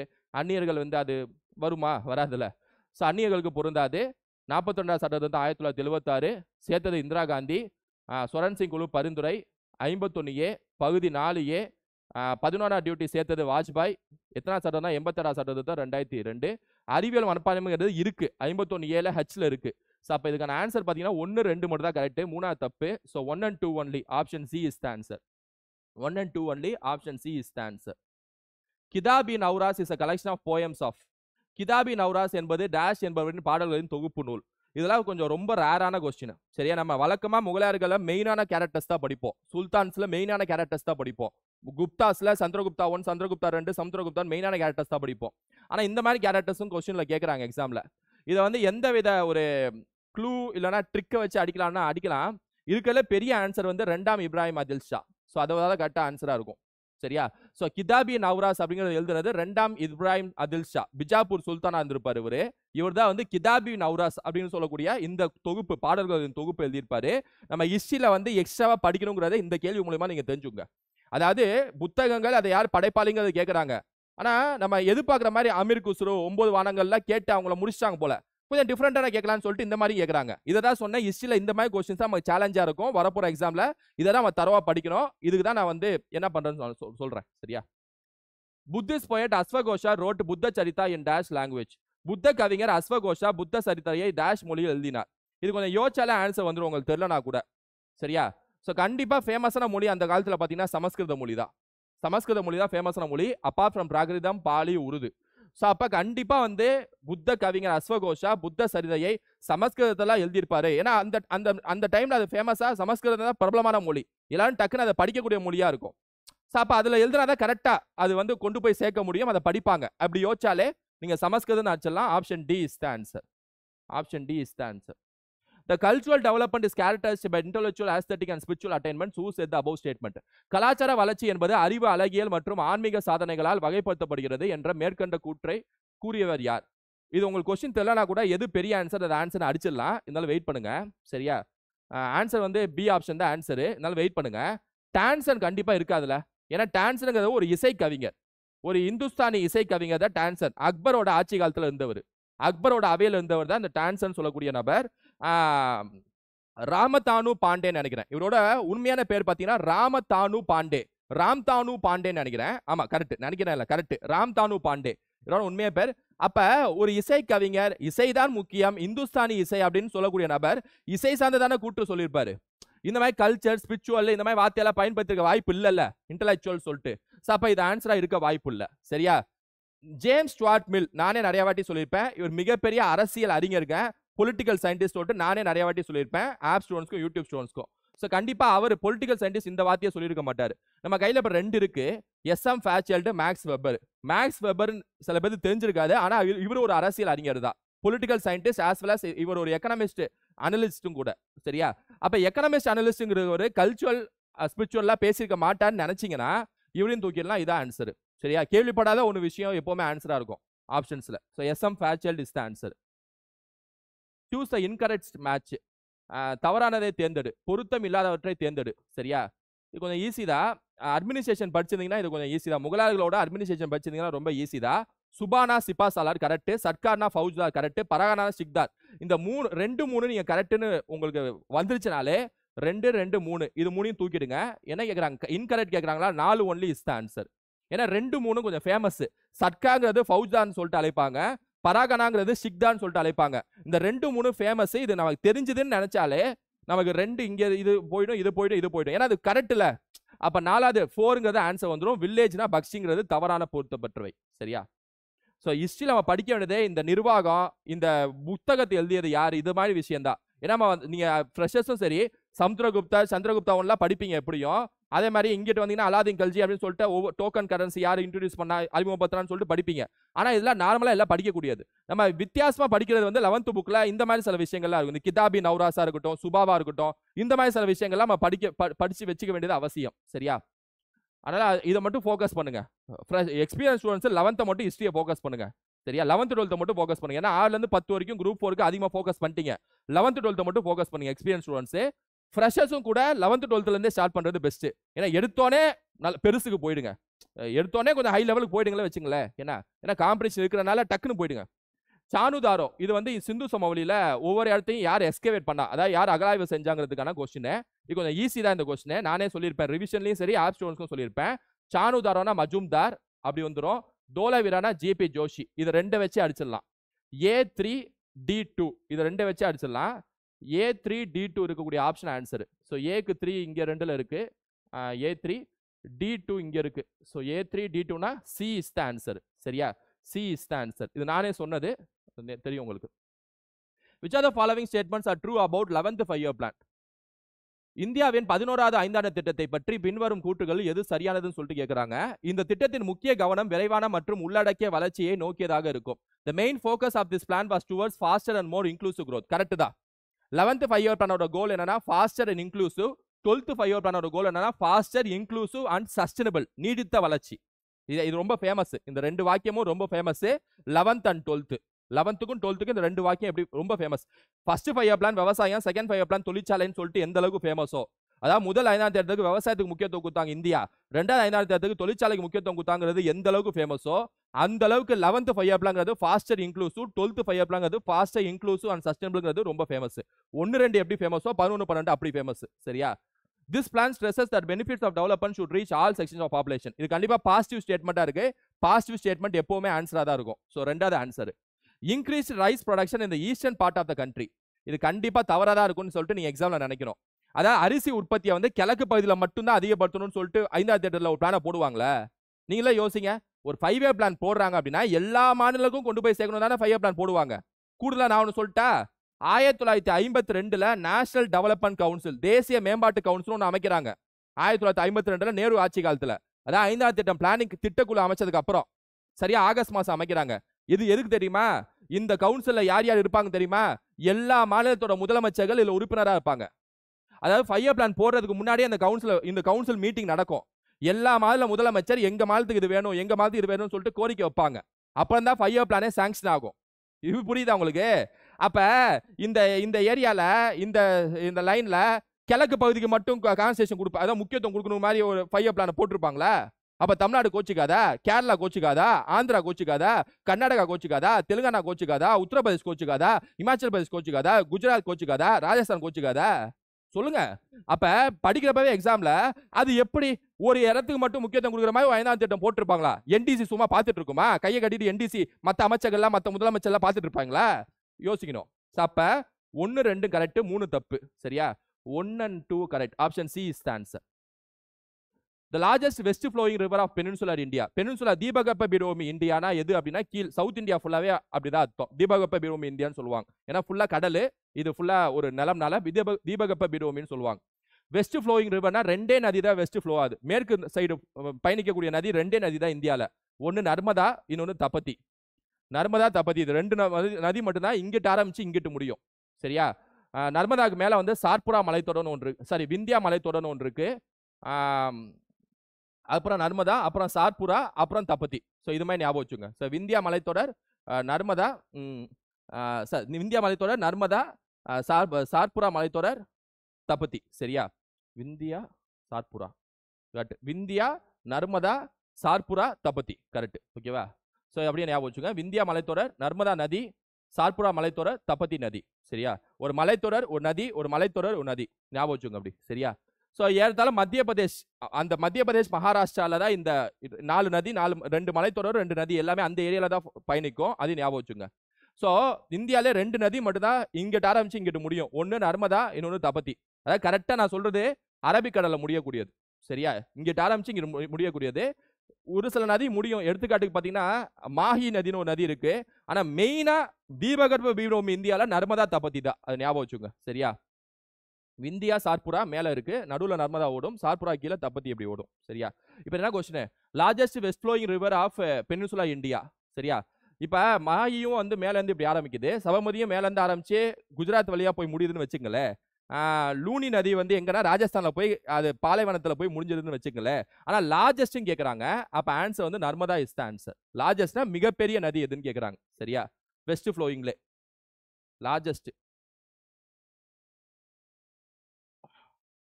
ஹியூமன் பிளட் குரூப்பிங், மனித ரத்த வகைகளை கண்டறிந்தவர் யார்? இது 10th புக்லேயே வந்து பிளட்ங்கிற டாபிக்ல ஸ்ட்ரைட் பின்னாடி கொஞ்சம் திருப்புனா இருக்கும். Landsteiner is the answer. Landsteiner is the answer. இந்த collective model of the nucleus, the shape of nuclear core is. அணுக்கருவின் கூட்டு மாதிரி அமைப்பில் அணுக்கரு எத்தகைய வடிவத்தை பெற்றிருக்கும்? அணுக்கருவை பொறுத்த வரைக்கும், அதோட நியூக்ளியர் கோரை பொறுத்த வரைக்கும் கரெக்டா ரவுண்டா கோல வடிவத்துல தான் இருக்கணும்னு அவசியம் இல்லை. அது கோல வடிவமற்ற வடிவத்துல கூட இருக்கலாம். கோல வடிவமற்றதா கூட இருக்கலாம். அப்ப இதுக்கான ஆன்சர் சரியான ஆன்சர் பாத்தீங்கன்னா கோள வடிவமற்ற is the answer, non spherical is the answer. So அரை கோளமும் வட்டத்தையும் நம்ம பார்த்தோன்னே தூக்கிடலாம். ஸோ ஆன்சர் வந்து ஆப்ஷன் ஏ. ஒரு நிமிஷம் இங்கிலீஷ்லயும் பாத்துக்கிறேன். இந்த collective model of the nucleus, the shape of nuclear coat. ஆமா, நான் ஸ்பெரிக்கல் தான். Science is complex, abstract and multifaceted discipline. Scientific knowledge is concrete, theoretical and synthetic. சும்மா தமிழ் ஸ்டூடெண்ட்ஸ் இதை கவனிங்களே. Science is complex, abstract, multifaceted discipline. காம்ப்ளெக்ஸ்னு அதெல்லாம் A கரெக்ட்னு வந்துடும், சரியா? ஆனா ரீசன் கவனிங்களே, தியரட்டிக்கல் மட்டுமா? சயின்ஸ் வந்து வெறும் தியரட்டிக்கல் மட்டுமா, பிராக்டிக்கல் இல்லையா? அப்ப அவ்வளவு சயின்டிஸ்ட் எல்லாம் பிராக்டிக்கலா ப்ரூவ் பண்ணி காட்டினாங்களே. அப்ப ஒரு ரெண்டு வார்த்தை உங்களுக்கு போதும். ஒன்னு காம்ப்ளெக்ஸ் ஒரு வார்த்தையை வச்சு ஏ கரெக்ட்னு சொல்லிடலாம், இன்னும் தியரட்டிக்கல் ஒரு வார்த்தையை வச்சு ஆர் தப்புன்னு சொல்லிடலாம். அப்ப இந்த கொஸ்டினுக்கான ஆன்சர் பாத்தீங்க அப்படின்னா A true or false, option A is the answer. தமிழ்ல பாத்தீங்கன்னா அறிவியல் சிக்கலான, கருத்தியலான மற்றும் பன்முகத்தன்மை கொண்டவை ஆகும். Correct, A correct. அறிவியல் அறிவு என்பது பருப்பொருள், கோட்பாடு மற்றும் தொகுப்பு முறைகளை உள்ளடக்கியது. வெறும் கோட்பாடு மட்டும் வந்து அறிவியல் முறைன்னு சொல்ல முடியாது, செயல்திறனும் வந்து அறிவியல் முறை தான். ஸோ ஏ சரியானது, ஆர் தவறானது. அப்போஸ்போரி, அப்போஸ்போரி. இப்ப இது கொஞ்சம் ஈஸியா உங்களால தெரியலனா கூட அடிக்கலாம். அப்போஸ்போரி, ஸ்போரின்னு ஒரு வார்த்தை இருக்கா? ஸ்போரின்னு ஒரு வார்த்தை இருந்துச்சுன்னா ஏதாவது ஸ்போரியில இருந்து தோன்றியனால அது ஸ்போரின்னு வச்சிருக்கலாம். இப்ப எடுத்துக்காட்டுக்கு sporophyte, development of gametophytes directly from the sporophyte. ஸ்போரோஃபைட்ல இருந்து தோன்றியனால, அது தோன்றிய ஒரு புது விஷயனால அது அப்போஸ்போரின்னு பேர் வச்சிருக்கலாம். ஏன்னா இங்கேயும் ஸ்போர் இருக்கு, இங்கேயும் ஸ்போரி இருக்கு. ஞாபகம் வச்சுங்க, இப்ப இங்க ஸ்போரி இருக்குன்னா இங்கேயும் ஸ்போர் இருக்கு. இப்ப ரெண்டு ஆப்ஷன்ல மட்டும் தான் உங்களுக்கு ஸ்போர் இருக்கு. ஆனா ஏக்கு ஸ்ட்ரைட்டா ஒண்ணு வைப்பாங்களா? ஒண்ணு. ரெண்டாவது எதுல இருந்து தோன்றி இருக்கோ அதுக்கு அது பேர் தான் வைப்பாங்க. ஸ்போரோஃபைட்ல இருந்து தோன்றி இருக்குன்னா அப்போஸ்போரி அப்படின்னு சொல்லிட்டு பேர் வைப்பாங்க. இப்ப சிந்து நதி நாகரிகம் எதுக்கு சொல்றோம்? சிந்து நதியில இருந்து உருவானனால தானே சிந்து நதி நாகரிகம் சொல்றோம். அப்ப இந்த கொஸ்டின் உங்களுக்கு தெரியலனா கூட ஸ்போர்னு ஆப்ஷன் இருக்குது, ரெண்டுல இருக்கு. ஆனா ஸ்போரோஃபைட்ல இருந்து தோன்றியனால தான் இது அப்போஸ்போரின்னு பேர் வச்சிருப்பாங்கன்னு சொல்லிட்டு நீங்களே நினைக்கலாம். இந்த கொஸ்டின் தெரியலனா. ஆனா இந்த மாதிரி கொஸ்டின் நம்ம படிச்சு வச்சுக்கணும் இப்ப இனிமேல் வரப்போற காலத்துல, ரைட்டா? சோ அப்ப A4 வந்துருச்சா? A4 வந்தால ஒரே ஆப்ஷன் தான், option C is the answer. இவங்க அப்போ கேமினா development of sporophyte from the gametophyte, கேமோஃபைட்ல இருந்து தோன்றனால அது இது அப்போஸ்போரி, அப்போ கேமி, அதுவும் கரெக்டா வந்துரும், ரைட்டா? which are the following are correctly paired? பின்வருவற்றுள் எவை சரியாக பொருத்தப்பட்டுள்ளது? ஜானகி அம்மாள்ங்கிறது பயாலஜிஸ்ட்ங்க, கரெக்ட்டுங்க. தேபாஷிஷ் முகர்ஜிங்கிறவங்க கெமிஸ்ட்ரி, இதுவும் கரெக்ட் தான். கப்ரேகாங்கிறவர் ஆஸ்ட்ரோபிசிஸ்ட் இல்ல, மேத்தமேட்டிஷியன். மேக்நாட் சாஹாங்கிறவங்க மேத்தமேட்டிஷியன் இல்ல, ஆஸ்ட்ரோபிசிஸ்ட். இது மட்டும் தான் மாத்தி போட்டாங்க. மீது ரெண்டுமே கரெக்டா ஈஸி. இந்த ஜானகி அம்மாள் பயாலஜின்னு தெரிஞ்சாலே உங்களுக்கு வந்து 2 கரெக்ட்னு தெரிஞ்சாலே உங்களுக்கு வந்து 2 3ல இருக்கு. 2 3ல இருக்கு. ஜானகி அம்மாள் பயாலஜி தெரிஞ்சாலும் உங்களுக்கு எக்ஸ்ட்ரா தெரியணும். சரி, இந்த மாதிரி கொஸ்டின் இப்போ நம்ம சயின்ஸ்ல ஒரு கொஸ்டின் விதமான கொஸ்டின் பார்க்கணுமா, அதை நம்ம பார்த்து வச்சுக்க போறோம். ஹிஸ்டரியில இந்த இலக்கியம் சார்ந்த இதை வந்து டீட்டெயிலாக பார்த்து வச்சுக்க போறோம். இது வரைக்கும் பார்த்ததுல அது ஒன்று தான் பிரச்சனையா இருக்கு. அப்புறம் இந்த மாதிரி பாருங்க, யார் யாரெல்லாம் ஃபேமஸ் சயின்டிஸ்ட், யார் யாரெல்லாம் ஃபேமஸ் ஸ்போர்ட்ஸ் பிளேயர்ஸ், என்னென்ன ஸ்போர்ட்ஸ் அவார்டு எப்பெல்லாம் கொடுக்க ஆரம்பிச்சாங்க, அதையும் பார்த்து வச்சுக்க வேண்டியது அவசியம், சரியா? ஒன்று நம்ம கற்றுக்கணும். இப்போ கற்றுக்கிட்டு நான் பின்னாடி வரேன் என்ன மாதிரி ஒரு ஸ்ட்ராட்டஜியை ஃபாலோ பண்ணலான்னு. World youth skill day celebrated on, உலக இளைஞர் திறன் தினம் கொண்டாடப்படும். இந்த இம்பார்ட்டன்ட் டேஸை பொறுத்த வரைக்கும் நம்ம எல்லாத்தையும் படிச்சு வச்சுக்கிறது பெஸ்ட் போல. ஏன்னா நம்ம ஃபேமஸான சுற்றுச்சூழல் தினம், நீர் தினம், பஞ்சாயத்து தினம்னு படிச்சு வச்சுக்கிறத தாண்டி யூத் ஸ்கில் டேன்னு கேட்குறாங்க பாருங்க. ஆப்ஷன் வச்சு எப்படி தூக்குவீங்க? ஆகஸ்ட் 15 இல்லைன்னு தூக்கிடுவீங்க, ஏன்னா ஆகஸ்ட் 15 சுதந்திர தினம்னு சொல்லிட்டு. மீதி 3 ஆப்ஷன் இருக்கு, மார்ச் இருக்கு, மே இருக்கு, ஜூலை இருக்கு. என்ன பண்றது? ஜூலைனா இளைஞன்னு சொல்லிட்டு எப்படி, அது ஏதாவது கான்டாக்ட் இருக்கா? எந்த ப்ரூஃபை வச்சு ஆன்சர் ஜூலை இருக்கு, ஆனா எந்த ப்ரூஃபை வச்சு இளைஞர் தினம் ஜூலைன்னு அனுப்பிங்க? ஜூன் போனா ஜூலை காற்று, அப்புறம் அது இளைஞர் யங்ஸ்டர்ஸ் தானே அந்த பாட்டை பாடுறாங்க, அப்ப ஜூலைன்னு வச்சிடலாமா? இல்ல, ஆனா ஆன்சர் ஜூலை தான், ஆன்சர் ஜூலை தான். ஜூன் போனா ஜூலை காற்று. இந்த கொஸ்டின் போனா அடுத்த question. The first Indian male badminton player to win a silver medal under men's singles in the World Badminton Championship is Kidambi Srikanth. இது கொஞ்சம் நியூஸ் பேப்பர் படிக்கிறவங்க, ஸ்போர்ட்ஸ் தெரிஞ்சவங்களுக்கு ஈஸி, சரியா? Kidambi Srikanth. Sports current affairs, important days current affairs, important days strategy K, sports current affairs, சயின்ஸ்ல இந்த அப்போகேமி question மாதிரி இதெல்லாம் note பண்ணி வச்சுக்கோங்க குமார், நோட் பண்ணி வச்சுக்கோங்க. இதெல்லாம் வந்து விட்டுறாம போய், அதாவது இதெல்லாம் விட்டுறவே கூடாது. தமிழ்நாடே படிக்காது, ஆனா நம்ம படிக்கணும், சரியா? தமிழ்நாடு படிக்காதுன்னா படிப்பாங்க, சில பேர் படிப்பாங்க, நான் எல்லாத்தையும் சொல்ல, ரைட்டா? Arrange the following designing order இந்த அமௌண்ட் ஆஃப் ரெசிப்ட் பட்ஜெட். இந்த இது 2022-23 நிதிநிலை அறிக்கையின்படி தோராய மதிப்பில் கீழ்கண்ட பற்று சீட்டு தொகையை இறங்கு வரிசையில் எழுதுக. அதாவது தமிழ்நாடு கவர்மெண்ட்டுக்கு எது அதிகமான பணம் கொடுக்குது, அதுக்கப்புறம் எது கொடுக்குது, அதுக்கப்புறம் எது கொடுக்குதுன்னு சொல்லிட்டு இறங்கு வரிசையில் எழுத சொல்றாங்க. ஸ்டேட் எக்ஸைஸ் டியூட்டி கலால் வரி, ஸ்டாம்ப் டியூட்டி முத்திரை வரி, மோட்டார் வெஹிக்கிள்ஸ் மோட்டார் வாகன வரி. நமக்கு நல்லா தெரியும் ரெவன்யூ டிபார்ட்மெண்ட்ல அதிகமா ரெவன்யூ வரது எது அப்படின்னா ரெஜிஸ்ட்ரேஷன் தான், லேண்ட் ரெஜிஸ்ட்ரேஷன் தான். அதாவது ஸ்டாம்ப் டியூட்டியும் ரெஜிஸ்ட்ரேஷன் ஃபீஸ் தான். ஸோ அப்போ எப்படி பார்த்தாலும் உங்களுக்கு வந்து 2 ஃபர்ஸ்ட் வந்துடும். 2 ஃபர்ஸ்டோட ஒரே ஆப்ஷன் தான், பி ஆப்ஷன் ஆன்சர். முடிஞ்சா கலால் வரியெல்லாம் என்ன எக்ஸைஸ் டியூட்டில சென்ட்ரல் கவர்மெண்ட் தான் அதிகமாக வாங்குறாங்க, மாநில அரசுக்கு தான் பெருசா இல்ல. மோட்டர் வெஹிக்கிள் டாக்ஸ் அந்த அளவுக்கு வந்துட போகுது. ரெவன்யூ டிபார்ட்மெண்ட்ல ரெவன்யூ தமிழ்நாடுக்கு வருவாய் தரதுல அதிகமாக வருவாய் தரது ஃபர்ஸ்ட் கமர்ஷியல் டாக்ஸ் வச்சுக்கோங்க, ஜிஎஸ்டி சம்பந்தப்பட்ட வருவாய் வச்சுக்கோங்க. அதுக்கு அடுத்தபடியாக பார்த்தீங்கன்னா அது ஸ்டாம்ப் ரெஜிஸ்ட்ரேஷன் தான். புரியுதா உங்களுக்கு? அது எந்த வருஷமும் மாறாது, சரியா? அது எந்த வருஷமும் மாறாது. அது மாதிரி செலவினமும் எந்த வருஷமும் மாறாது. செலவினம் பொறுத்த வரைக்கும் மானியத்தில் அதிகமாக செலவு நடக்கும். அடுத்தபடியே பார்த்தீங்கன்னா அரசாங்க ஊழியர்களுக்கு சம்பளம் தராங்களா அதுல தான் அடுத்த செலவினம் நடக்கும், சரியா?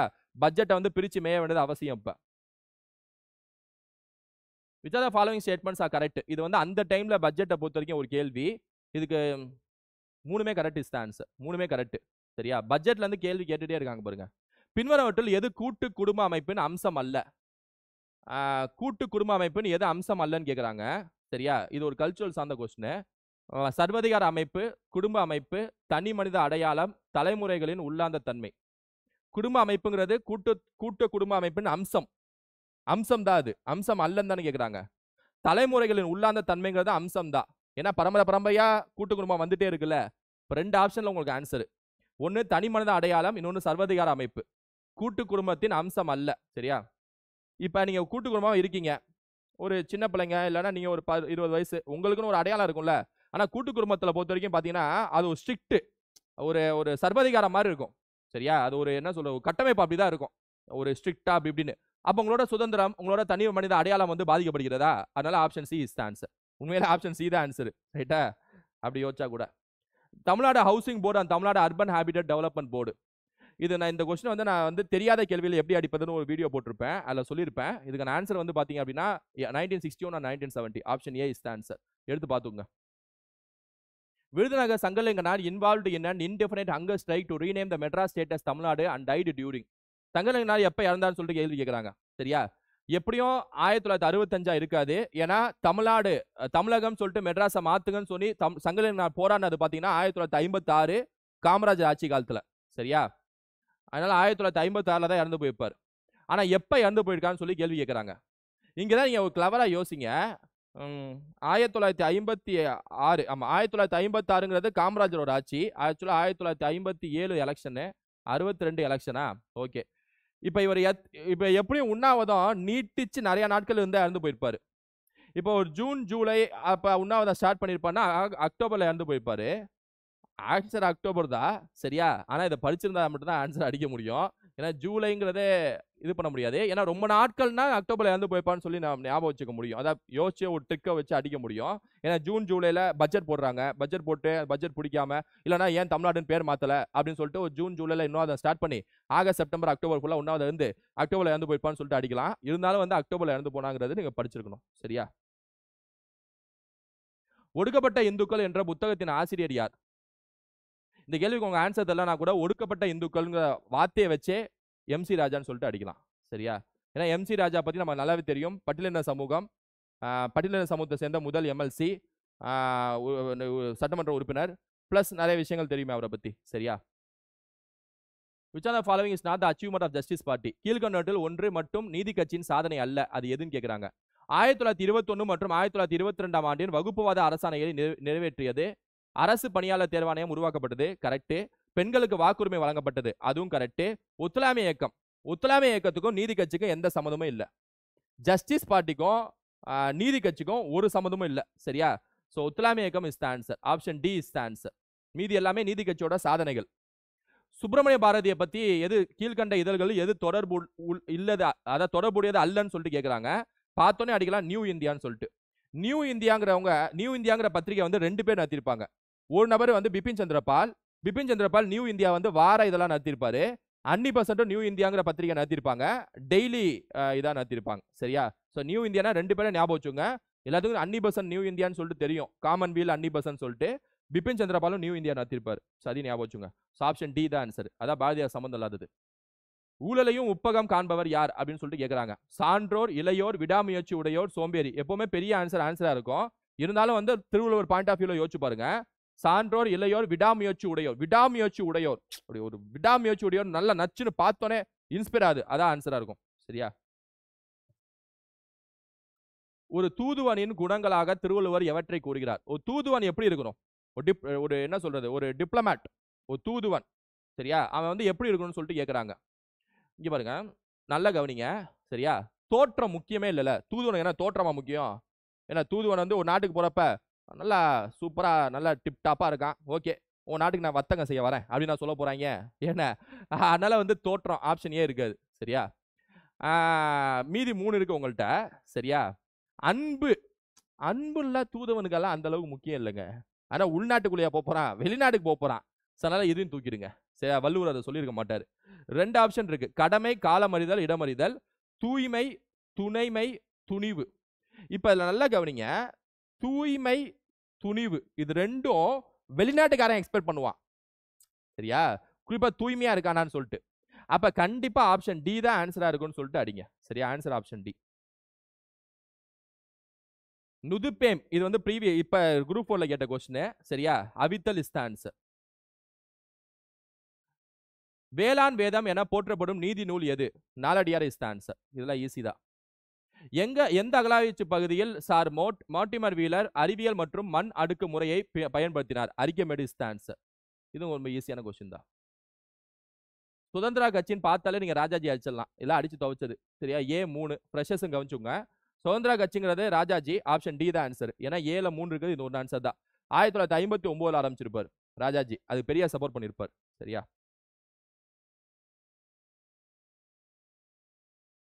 சுபாஷ் சந்திர போஸ் இறந்து போனார்ல, அதை ஆய்வு செய்வதற்கு என்ன குழு ஃபர்ஸ்ட் போட்டாங்க கேக்குறாங்க. இது ஈஸி தான். Khosla commission. Khosla commission is the answer. Khosla commission is the answer. Mohammedan literary and scientific society of Calcutta was organised by. கொல்கத்தாவில் முகமதியாரின் இலக்கியம் மற்றும் அறிவியல் அமைப்பை ஏற்படுத்தியவர் யார் அப்படின்னு சொல்லிட்டு கேட்குறாங்க. இப்போ இதை எப்படி அடிக்கலாம் அப்படின்னா, நல்லா கவனிங்க. ஃப்ரெஷர்ஸ்க்கு இனிமேல் தெரியும் உங்களுக்கு. எக்ஸ்பீரியன்ஸ்க்கு கவனிங்க. ஷாரியத்துல்லா மற்றும் துதுமியான். ஷாரியத்துல்லா மற்றும் துதுமியான் இருக்கார்ல, இவங்க 2 பேருமே அப்பா பையன் நினைக்கிறேன். ஷாரியத்துல்லா அப்பா, உங்க பையன் நினைக்கிறேன். இவங்க 2 பேருமே ஃபராசி இயக்கம். ஃபராசி இயக்கம் சொல்லக்கூடிய இஸ்லாமிய இயக்கத்தை ஆரம்பித்த நபர்கள் தான் இவங்க 2 பேரும். ஸோ அப்போ இவங்க 2 பேர்த்தையும் தூக்கிடுங்க.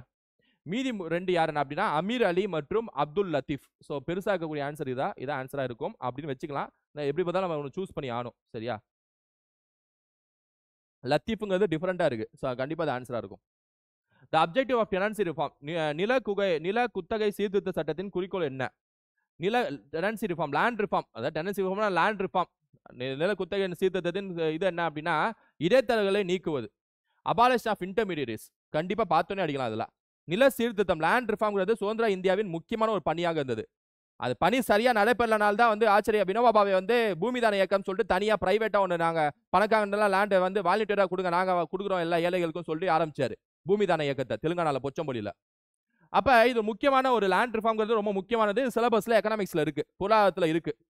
ஜமீன்தாரை நீக்க வேண்டும், நில குத்தகை சட்டத்தை கொண்டு வர வேண்டும், சீர்திருத்த வேண்டும், லேண்ட் சீலிங் அதாவது நில உச்சவரம்பை உயர்த்த வேண்டும். அதாவது நில உச்சவரம்பு அதாவது லேண்ட் சீலிங் உயர்த்த வேண்டும், இல்ல குறைக்க வேண்டும். இவ்வளவுதான் லேண்ட் வச்சுக்கணும்னு சொல்லி இருக்க வேண்டும். இது மாதிரி நிறைய விஷயங்கள் கொண்டு வருதான் நில சீர்திருத்தம், லேண்ட் ரிஃபார்ம். சரியா? இதை ரிவிஷன்ல எக்கனாமிக்ஸ் கிளாஸ்ல சொல்லியிருப்பேன். Which of the following is the function of Finance Commission of India? பின்வருவற்றில் இந்திய நிதி ஆணையத்தின் செயல்பாடு எது? Allocation of shares of net proceeds of taxes. வரிகளின் நிகர வருவாயின் பங்குகளின் ஒதுக்கீடு. கரெக்ட் தானே? மானியங்களை நிர்வகிக்கும் கொள்கையை வகுத்தல். அதுவும் கரெக்ட் தான். மத்திய மற்றும் மாநில அரசுக்கு இடையே உள்ள நிதி உறவை பார்ப்பது. அதுவும் கரெக்ட் தான். 1 2 3 option B is the answer. Option B is the answer. எல்லாமே கரெக்ட் தான். சரியா? ஆன்சைக்ளோடோமா இது கொஞ்சம் வித்தியாசமான கொஸ்டின் தான். ஆன்சைக்ளோடோமா ஆக்சுவலா இந்த கொஸ்டினுக்கு நம்ம தெரிஞ்ச ஒரே விஷயம் என்னன்னா உச்சரியாங்கிறது ஃபிலாரியல் வார்ம். படிச்சவங்க அனைவருக்கும் தெரியும். உச்சரியா அப்படிங்கிறது ஃபிலாரியல் வார்ம். ஸோ C4ன்னு தெரியும். ஆனால் C4ல 3 ஆப்ஷன் இருக்கு. சரியா? அப்ப ஏதாவது ஒன்று எக்ஸ்ட்ரா தெரிஞ்சா போதும். அன்சைக்ளோஸ்டோமா வந்து கொக்கி புழு. ரைட்டா? ஏக்கு 1 எப்படி இருக்காதுன்னு வச்சுக்கிட்டீங்கன்னா A2 A3 அப்படின்னு இருக்குன்னு வச்சுக்கிட்டீங்கன்னா A2 A3 இருக்கிறது இந்த 2 ஆப்ஷன் தான். சரியா? 2 3 இருக்கிறது ஏன்னா நேருக்கு நேர் இருக்காதுன்னு வச்சுக்கிட்டீங்கனாலே இந்த 2 ஆப்ஷன் இருக்கலாம். அப்ப இதை 2யும் தூக்கிடலாம். சரியா? இந்த 2ல தான் ஏதோ ஒன்று ஆன்சரு. A2 A3ன்னு இருக்கிறது. அதுலயும் பாத்தீங்க அப்படின்னா ஆல்ரெடி உச்சரியா ஃபிலாரியல் வார்ம் பிடிச்சிச்சா. ஸோ C4 இருக்கு. Option B is the answer. Option B is the answer. Option B is the answer. ஆக்சுவலா இங்கேயும் A2 இருக்கா, இங்கேயும் 4 இருக்கா. ஓகே, இங்க 2 பார்க்கல. ஓகே, அப்ப நீங்க இந்த ரெண்டுல தான் ஏதோ ஒன்று ஆன்சர். அப்ப இது ரெண்டையும் தான் தூக்க முடியும். சரியா, இது ரெண்டையும் தான் தூக்க முடியும். இது ரெண்டையும் தூக்க முடியும். இது ரெண்டுல ஏதோ ஒன்று ஆன்சர்னு அடிக்கலாம். 2 ஏன்னா 24 24 இருக்கு. ரைட்டா, A1 இருக்க முடியாது அப்படின்னு வச்சுக்கிட்டீங்கன்னா A24 24 இருக்கு. அப்ப அப்படி பார்த்தோம் அப்படின்னா B3 என்டோரியோபியஸ் வந்து பின்வாம். அதுக்கப்புறம் பார்த்தீங்க அப்படின்னா ட்ரிகியஸ் வந்து விப்வாம் அப்படின்னு சொல்லிட்டு வருது. ஸோ இந்த மாதிரி கேள்விகள் நம்ம படிச்சு தான் ஆக வேணும், வேற வழி இல்லை. கமிஷன் ஆஃப் என்கொயரி ஆக்ட், விசாரணை ஆணைய சட்டம். விசாரணை ஆணைய சட்டம் இந்த மாதிரி நிறைய கொடுத்துருக்காங்க. பொது பணியாளர்கள் விசாரணை சட்டம் இந்த மாதிரிலாம் நிறைய கொடுத்துருக்காங்க. ஓகே, கொஞ்சம் இந்த கேள்வியை இங்கிலீஷ்லையும் பாருங்க, தமிழ்லையும் பாருங்க. சரியா, இப்போ இந்த கொஸ்டினுக்கு உங்க ஆன்சர் தெரியலனா கூட இந்த இயர்ஸை பாருங்க. இந்த 4 இயர்ஸ்ல இந்த ஒரு இயர் தான் பிரிட்டிஷோட ஆட்சி. சரியா, பிரிட்டிஷ் ஆட்சியில என்ன மாதிரி பேர் வச்சிருப்பாங்க? இந்த 4ல எந்த பேர் வந்து பிரிட்டிஷ் ஆட்சியில வச்சிருப்பாங்க? யோசிங்க. சும்மா படிச்சு பார்த்தாலே தெரியல. சர்வெண்ட் அப்படிங்கிற பேர் வந்து சுதந்திர இந்தியால பெருசா வைக்கல. இந்த பேரை வந்து பயன்படுத்தல, ஒரு சட்டத்துக்கோ ஒரு திட்டத்துக்கோ பயன்படுத்தல, ஒரு ரூல்ஸ்க்கோ சர்வெண்ட்ங்கிற பேர்லாம் பயன்படுத்த மாட்டாங்க பிரிட்டிஷ் இந்தியா டைம்ல. சர்வெண்ட் ஒரு வார்த்தையை பயன்படுத்துறாங்கன்னா, சாரி, இது சுதந்திர இந்தியா டைம்ல. அப்ப சர்வெண்ட்ங்கிற வார்த்தையை பயன்படுத்துறாங்கன்னா கண்டிப்பா பிரிட்டிஷ் இந்தியா சட்டம் தான், பிரிட்டிஷ் இந்தியா டைம்ல. அப்ப வந்து நமக்கு தெரிஞ்சு போச்சு C2னாலே 2 ஆப்ஷன் நம்ம கையில இருக்கு. ஒன்னு B இருக்கு, இன்னொன்னு D இருக்கு. சரியா, ஆல் இந்தியா கண்டக்ட் ரூல்ஸ். இந்த ஆல் இந்தியான்னு கண்டக்ட் ரூல்ஸ் அப்படின்னு வந்தாலே இந்திரா காந்தியை பிடிச்சிருங்க. சரியா, அப்ப D இந்திரா காந்தினாலே யாருடைய ஆட்சி? 1968 இந்திரா காந்தி ஆட்சி. So D1. So C2 D1. C வந்து 2ல இருக்கணும், D வந்து 1ல இருக்கணும். Option B is the answer. Option B is the answer. சரியா, ஸோ இந்த மாதிரி மேட்ச் பண்ணீங்கன்னா 4ல ஏதாவது 1 2 தெரிஞ்சாலே போதும் நமக்கு, டக்குன்னு ஆன்சர் ஆன்சரை. சரியா,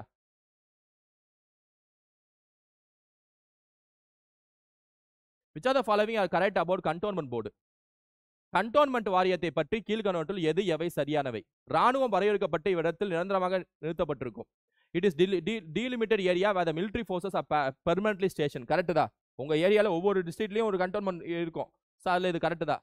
it does not work under the administrative control of the defence ministry. அது எப்படி ஃபர்ஸ்ட் ஒன் கரெக்டா இருந்தாலே, மிலிட்டரி கரெக்டா இருந்தாலே ஃபர்ஸ்ட் ஒன் கரெக்ட் நமக்கு தெரியும்.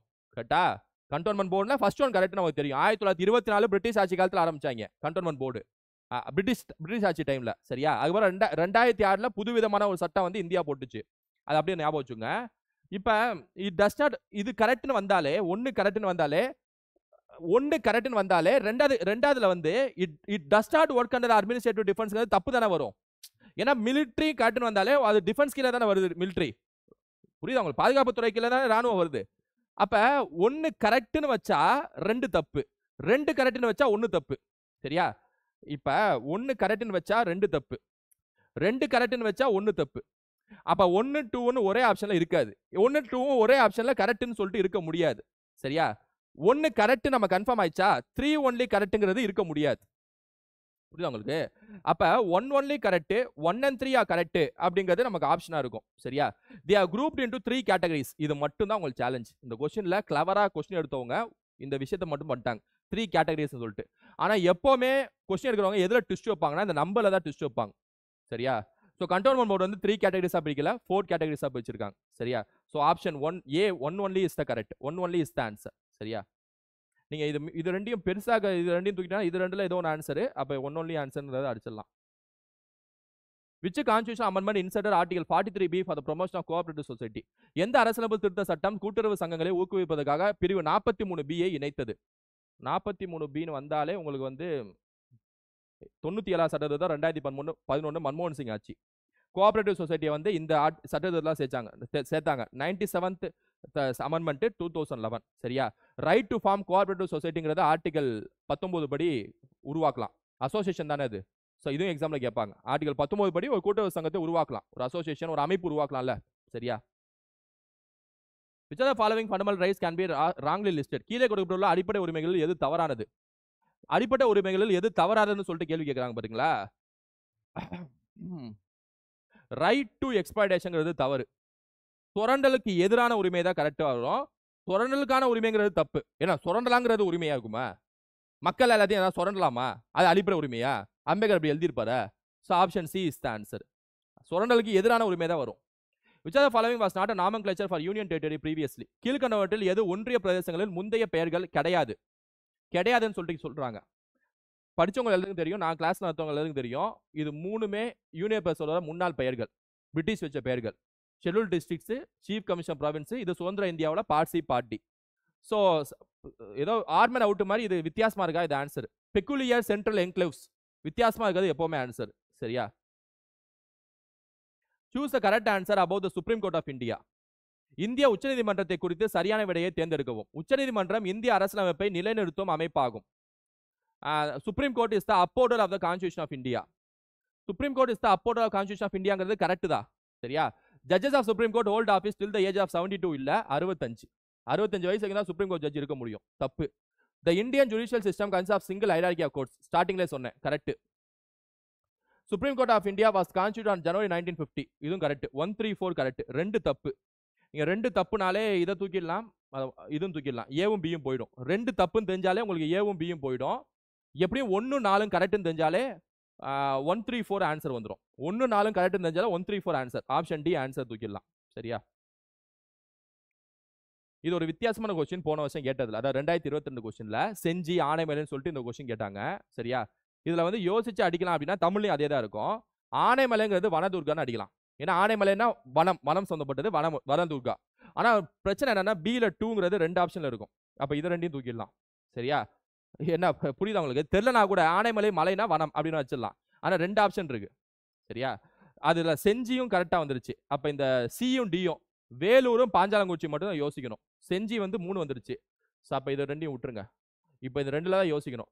வேலூர் ஸ்தல துர்காவா, பாஞ்சாலங்குறிச்சி ஸ்தல துர்காவா? ஸ்தல துர்காங்கிறது எது? வேலூர் ஜல துர்காவா, பாஞ்சாலங்குறிச்சி ஜல துர்காவா அப்படின்னு யோசிச்சோம் அப்படின்னா வேலூர் ஜல துர்கா, பாஞ்சாலங்குறிச்சி ஸ்தல துர்கா அப்படின்னு வரும்.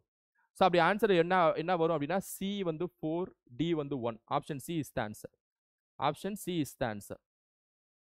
Sikandar Lodi was responsible for the foundation of எந்த சிட்டி? ஆக்ரா. இதெல்லாம் வந்து ஈஸி. இதெல்லாம் இந்த மாதிரி கொஸ்டின்லாம் கேட்டாங்கன்னா ரொம்ப ஈஸி. கான்சன்ட்ரேஷன் இண்டெக்ஸ், செறிவு குறியீடு எவ்வாறு கணக்கிடப்படுகிறது? இது வந்து தெரியாத கேள்வி எப்படி அடிப்பதுங்கிறதுல இந்த ஒரு ஷார்ட்கட் சொல்லியிருப்பேன். ஒரு குறியீடு கொஸ்டின் கேட்கறாங்கன்னா, மேத்தமெட்டிக்கல் கொஸ்டின் கேட்கறாங்கன்னா ஆன்சர் மேத்தமெட்டிக்கல் ஆன்சரா தான் ஆன்சரா இருக்க முடியும்னு சொல்லியிருப்பேன். அப்ப மேத்தமெட்டிக்கல் ஆன்சர் அப்படிங்கிறது ஆன்சரா எது இருக்கு அப்படின்னா டிவைடிங் அப்படிங்கிறது ஆன்சரா இருக்கும். சரியா? ஏன்னா இண்டெக்ஸ் கேட்கறாங்கன்னா ஏதோ ஒரு ஃபார்முலா மாதிரி இருக்கணும். ஃபார்முலா மாதிரி இருக்கக்கூடிய ஆன்சர் வந்து ஆப்ஷன் 2 தான். So 2 only is the answer. இது வந்து நான் ஷார்ட்கட்லேயே சொல்லியிருப்பேன். டிராபிக்கல் எவர்கிரீன், அயனமண்டல பசுமை மரா காடுகள். அயனமண்டல பசுமை மரா காடுகளுக்கு எது எடுத்துக்காட்டுன்னு சொல்லி சொல்றாங்க? அயனமண்டல பசுமை மரா காடுகள். டிராபிக்கல் எவர்கிரீன் ஃபாரஸ்ட், எவர்கிரீனா இருக்கணும், எப்ப மழை பெஞ்சிட்டே இருக்கணும், அப்படிதானே? அப்ப அயனமண்டல மலைக்காடுகள்னு அர்த்தம். அப்ப A3 வந்துருச்சா? A3 வந்தது ஒரே ஆப்ஷன் தான். முடிஞ்சு போச்சா? படிக்காம ஃபெசஸ்ல அடிச்சிடலாம். ஏன்னா ஆனா இது படிக்கணும், ரொம்ப முக்கியம். இலையுதிர் காடுகள்னா பருவகாற்று காடுகள், மான்சூன் ஃபாரஸ்ட்னு சொல்லுவோம். சரியா? Which of the following statements are true about location and extent of India? இந்தியாவில் இருப்பிடம் மற்றும் பரப்பளவு குறித்து பின்வரும் கூற்றுகளில் எது சரியானது? கடகரையினால் இந்தியா ஓரளவுக்கு 2 சமப்பகுதிகளை பிரித்துள்ளது. கரெக்ட் தான். இந்தியால டிராபிக் ஆஃப் கேன்சர் ஒரு லைன் தான் வந்து இந்தியா வட இந்தியா தென்னிந்தியான்னு சொல்லிட்டு 2ஆ பிரிக்குது. 8 மாநிலங்களில் பாஸ் ஆகும் அந்த டிராபிக் ஆஃப் கேன்சர். பரப்பளவில் உலகின் 2வது பெரிய நாடு இந்தியா. தவறு. உலகின் 7வது பெரிய நாடு இந்தியா. உலகத்துல 7வது பெரிய நாடு இந்தியா. ஆசியாவில் 2வது பெரிய நாடு இந்தியா. சரியா? சோ இது தப்பு. அச்சம் மற்றும் தீர்க்க ரேகைகளுக்கு இடையே உள்ள இடைவெளி கிட்டத்தட்ட 30 டிகிரி ஆகும்.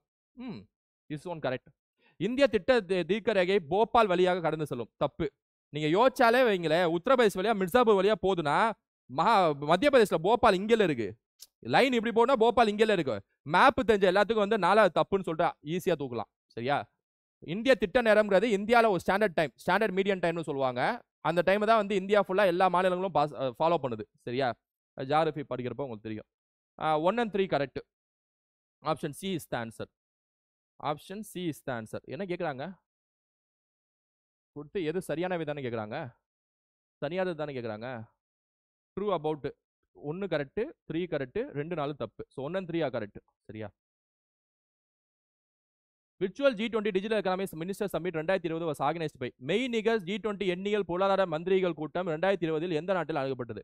G20நாலே எல்லா பணக்கார நாடு தான் உள்ள இருப்பாங்க. சரியா? இந்த நாள்ல எது பணக்கார நாடு? Saudi Arabia. Saudi Arabia is the answer. படிக்காமே கரண்ட் அஃபேர்ஸ் அடிக்கலாம். Which is the largest solar power project? Where is the largest solar power project in India located? சோலார்னாலே என்னது? வெயில் அதிகமா அடிக்கும். Rajasthan is the answer. வெயில் அதிகமா அடிக்கிறது ராஜஸ்தான். ஜஸ்டிஸ் முருகேசன் கமிட்டி, இது 2022 அந்த கரண்ட் அஃபேர்ஸ்ல சொல்லியிருப்பேன், அந்த டைம்ல சொல்லியிருப்பேன். Enrolment ratio of government school students தான் ஜஸ்டிஸ் முருகேசன் கமிட்டி போட்டிருப்பாங்க. தொழில் கல்வியில் அரசு பள்ளி மாணவர்களின் சேர்க்கைக்காக ஒரு கமிட்டி போட்டிருப்பாங்க, ஜஸ்டிஸ் முருகேசன் கமிட்டி. அது இதுவும் COVID-19 கொஸ்டின், இதுவும் 2022 ஃபேமஸான கொஸ்டின். 5% is answer. இதெல்லாம் விட்டுருங்க, கரண்ட் அஃபேர்ஸ் இப்போ நமக்கு தேவையில்ல. மக்கள் நலனை மேம்படுத்துவதற்காக ஒரு சமூக ஒழுங்கை அரசு பாதுகாக்க வேண்டும் என்று எந்த அரசியலமைப்பு சட்டப்பிரிவு கூறுகிறது? Social order. சோஷியல் ஆர்டர்னாலே ஆர்டிகல் 38 வந்துடும். சரியா, அடிக்கல. Article 38 is answer. சரியா, 38 answer.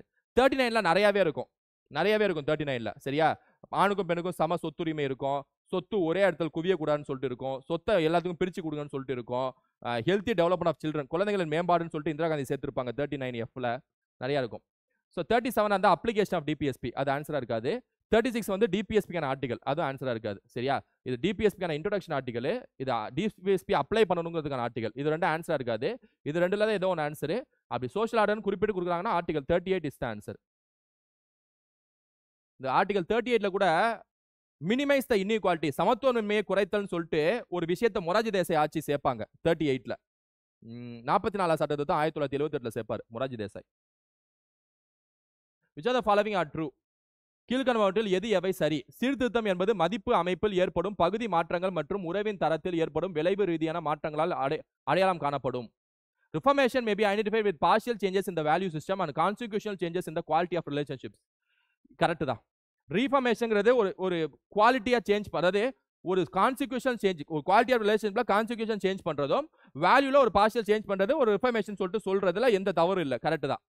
Transformative changes are characterised with radical changes in the total system.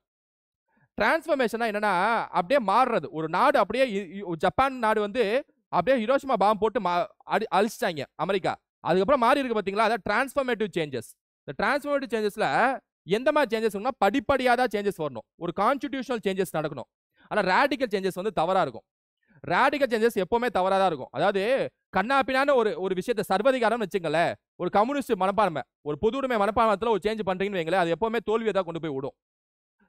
எடுத்துக்காட்டுக்கு ரஷ்யா ஸ்டாலினோட ஆட்சியில் எப்படி வந்துச்சு, மாவோட ஆட்சியில் சைனா எப்படி எந்த மாதிரி தோல்வியை போய் விட்டுச்சு.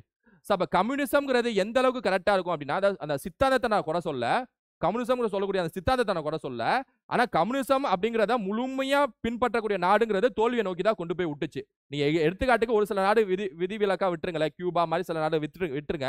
ஆனா வரலாற்றுல எடுத்து பாத்தீங்கன்னா கம்யூனிசம் பின்பற்றக்கூடிய நாடு ஏதோ ஒரு வகையில அது தோல்வியை நோக்கி விடுது. சரியா, நல்ல எண்ணமா இருந்தாலும் கூட.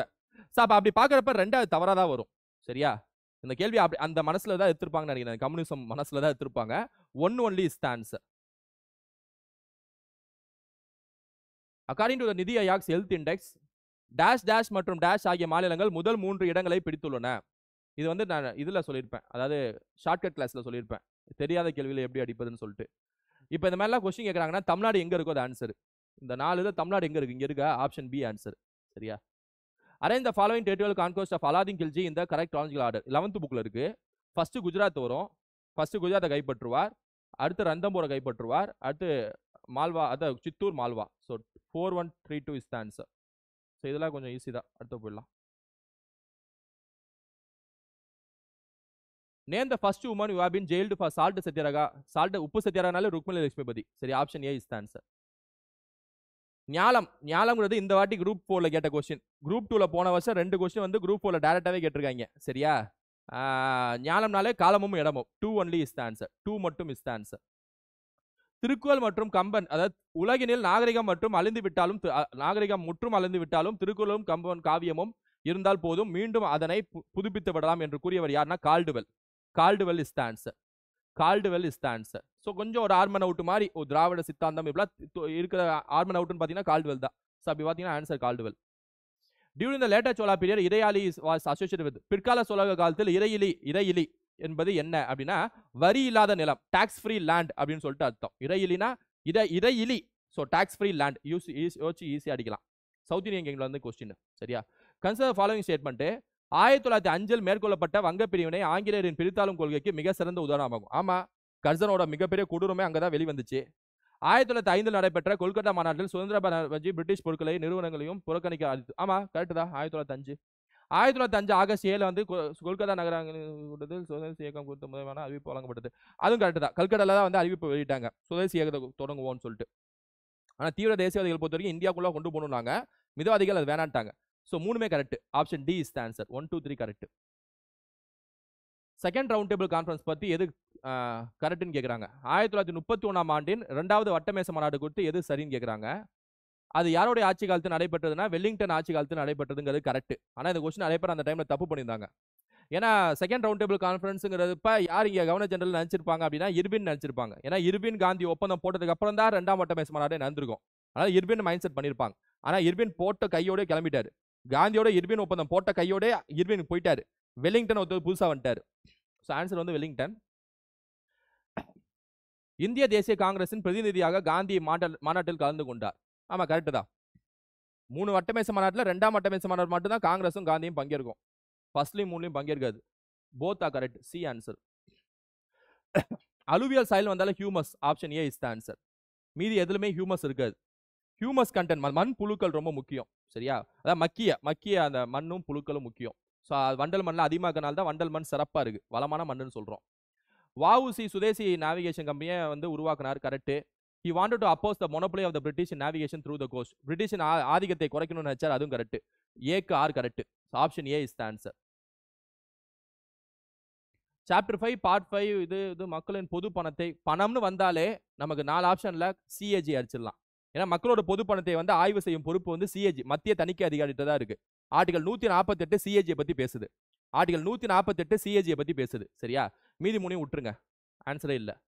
Which article says that no child below the age of 14 years okay ஃபேக்டரியில ஒர்க் பண்ணக்கூடாது. சைல்டு லேபர் குழந்தை தொழிலாளரை ஒழித்தல் எந்த article? Article 24 is the answer. Option C. குழந்தை தொழிலாளரை ஒழித்தல் ஃபேக்டரி குழந்தை. சரியா?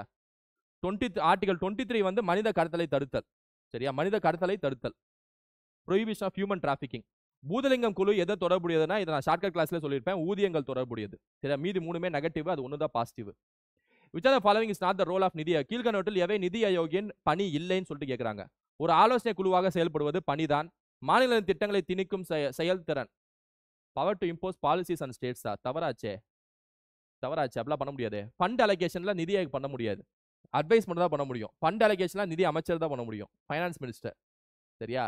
அதுமாதிரி இது மாதிரி power to impose policies and ஸ்டேட்ஸ்ல பொறுத்த வரைக்கும் ஸ்டேட் ஃபைனான்ஸ் மினிஸ்டர் தான் செய்ய முடியும், நிதி ஆயோக் செய்ய முடியாது. நிதி ஆயோக பொறுத்த வரைக்கும் ஐடியா கொடுக்கலாம், ஐடியா மணி குறியீடு வழங்கலாம், வெளியிடலாம். அப்புறம் நிதி ஆயோக் பொறுத்த வரைக்கும் ஒரு ஃபார்முலேஷன் பிளானை போட்டு கொடுக்கலாம், அவ்வளவுதான். சரியா? Principles of scientific thinking. அறிவியல் சிந்தனையின் கொள்கைகள் என்னென்ன? அனுபவவாதம். ஆமா. எக்ஸ்பீரியன்ஸ் இருந்தானே. இவரெல்லாம் யாரு? தாமஸ் ஆல்வா எடிசன்லாம் எவ்வளோ எக்ஸ்பெரிமெண்ட் செஞ்சு தோத்து போயிடாரு. அப்ப அனுபவவாதம் ஆன்சர். பகுத்தறிவுவாதம். ஒரு பகுத்தறிவு இருந்தாலும் அறிவியலே, பெரியாரே சொல்லியிருக்காரு. சரியா? சந்தேகம். ஒரு சந்தேகம் இருக்கணும். ஏன்பா இதுல எப்படிப்பா இது? ஏன்பா டைரக்ட் கரண்ட் மட்டும் தான் யூஸ் பண்ண முடியுமா? ஆல்டர்னேட் கரண்ட் மாற்றி அந்த ஆல்டர்னேட் கரண்ட் ஏசி யூஸ் பண்ணக்கூடாதான்னு சொல்லிட்டு டெஸ்லாக்கு ஒரு சந்தேகம் எழும்புனால தான் இன்னைக்கு உலகம் ஃபுல்லா ஏசி கரண்ட்டை யூஸ் பண்றோம். கரெக்டா இல்லையா? அப்போ சந்தேகம் எழும்பணும். ஒரு ஆட்டம்ல வந்து நியூட்டனை, ஒரு யுரேனியம்ல நியூட்டனை விட்டா நியூட்டன் அது கூட ஒட்டிக்கும்னு சொன்ன சமூகத்தை தாண்டி யுரேனியமே 2ஆ பிரியும்னு சொன்ன ஒட்டோஹானும் லீசா மெய்ட்னர்லாம் சந்தேகப்பட்டனால தானே பிரிஞ்சுது. நியூக்ளியர் ஃபிஷன், அணுப்பிளவுன்னு ஒரு இதே உருவாச்சு. ஸோ 3மே correct. Option D is the answer. Option D is the answer. Read the following passage and answer the item that follow. Passage கொடுத்துருக்காங்க. இந்த மாதிரி பேசேஜ் கொஸ்டின் கேட்பாங்க. சரியா? கீழ்கொண்டு இது கல்வி மேலாண்மை. ஓகே, இவ்வளோ பெருசாக கொடுத்துருக்காங்களா? ஆன்லைன் ஏதோ ஒன்று நன்மை பண்றாங்க. ஆப்ஷனுக்கு வாங்க. நன்மை பண்றாங்க. Government has control over school. ஆப்ஷன்ல எது பாசிட்டிவா இருக்கோ அது எப்பவுமே ஆன்சர். சரியா? கண்ட்ரோல் பண்ணா ஸ்கூலை கண்ட்ரோல் பண்றது ஒரு நெகட்டிவான இது. It helps the government in taking well informed policy decision. வெச்சுக்குங்க. பி கரெக்டா இருக்கும், வெச்சுக்குங்க. சரியா? Different stakeholders are involved in the system. இதெல்லாம் வாய்ப்பு இல்ல. It is beneficial to the school authorities and students. It is beneficial to the students ன்னு சொன்னா okay. அது என்ன ஸ்கூல் அத்தாரிட்டிஸ்? ஸோ இதுவும் ஆன்சரா இருக்காது. It helps government in taking well informed policy decision. பார்த்தாலே நல்ல ஒரு நன்மையா, நல்லா பாசிட்டிவா இருக்கு, பெருசாவும் இருக்கு. சரியா? B answer. இருந்தாலும் இதை நீங்க ஃபுல்லா படிச்சு பார்க்கணும். சரியா? கல்வி மேலாண்மை தகவல் அமைப்பு மற்றும் இணைய வழியாக கொண்டு வரப்பட்டு கொண்டிருக்கிறது. அதில் அரசு உதவி பெறும் மற்றும் தனியார் பள்ளிகளின் ஆசிரியர் மற்றும் மாணவர்களின் தரவு தகவல்கள் அவ்வப்போது சேகரிக்கப்படுகின்றன. இத்தகவல்களை பயன்படுத்தி அதிக செயல்பாடுகளானது தான் இயக்கப்படுகின்றன, எளிதாக்கப்படுகின்றன. மேலும் நாள்தோறும் அறிக்கை சமர்ப்பிக்கப்படுகின்றன. ஒரு பர்ஃபெக்டா ஒரு ஆர்கனைஸ்டா செய்யறாங்களா இந்த மாதிரி ஆன்லைன் வந்ததுக்கு அப்புறம்? ஸோ அப்போ கண்டிப்பா ஆர்கனைஸா செய்யறனால informed policy decision is the ஆன்சர்னு சொல்லிட்டு வந்துரும். டிஃபரன்ஸ் ஸ்டேக் ஹோல்டர்ஸ் சொல்லி வராது. ஏன்னா நம்ம டிஃபரன்ஸ் ஸ்டேக் ஹோல்டர்ஸ்னா என்ன, இங்க பிரைவேட் கவர்மெண்ட் அவ்வளவுதானே இருக்காங்க. சரியா? இந்த பியூசி ரெண்டுல ஏதாவது ஒன்று வரும், டிஃபரன்ஸ் ஸ்டேக் ஹோல்டர் வரும். ஆனா அதையும் பி வந்து பைபாஸ் பண்ணிடும். சரியா? ஆன்சர் அதுதான் சொல்லிட்டு. ரைட் ஸ்டூடெண்ட்ஸ், இதோட மேத்ஸை தவிர எல்லாமே முடிச்சிட்டேன். சரியா? ஒரு சில கொஸ்டின்ஸ் மட்டும் இல்ல, அது என்னன்னு செக் பண்ணுங்க. என்ன நடுவில் கட் ஆயிருக்கு போல. ஓகே, மீதி எல்லாமே முடிச்சாச்சு. இப்போ உங்களுக்கு குரூப் 2 பிரிலிம்ஸ் இப்படி தான் சொல்லிட்டேன். சரி, இப்போ வரிசையா நான் என்ன பண்ணிட்டேன் அப்படின்னா உங்களுக்கு சிலபஸ் சொல்லிட்டேன், ஸ்டடி பிளான் சொல்லிட்டேன். சரியா? இப்போ இந்த பிரிலிம்ஸ் இப்படி பார்த்துங்க, இந்த தோணல தான் கொஸ்டின்ஸ் இருக்குங்கிறத உங்களுக்கு வெளிப்படையா உங்களுக்கு காட்டிட்டேன். இப்போ அடுத்த பிரிலிம்ஸை எப்படி படிக்கணும், எப்படி பாஸ் பண்ணணுங்கிறது உங்களுக்கு ஒரு ஐடியா வந்திருக்கும். சரியா? நம்ம அடுத்ததெல்லாம் உங்களுக்கு ஒரு பிளானை போட்டு அதை அடுத்ததை கொண்டு போவோம் யூடியூப் ஸ்டூடெண்ட்ஸ்க்கு. நம்ம ஆப் ஸ்டூடெண்ட்ஸ்க்கு ஆல்ரெடி நம்ம கொண்டு போயிட்டு இருக்கோம். சூப்பர் கிளாஸ்ங்கிற பேர்ல நான் கொண்டு போயிட்டு இருக்கேன், இங்கிலீஷ் கிளாஸஸும் சேர்த்து. சரியா? இன்னொரு வீடியோல உங்களை சந்திக்கிறேன். உங்க ஃப்ரெண்ட்ஸுக்கு ஷேர் பண்ணுங்க. Thank you students, thank you.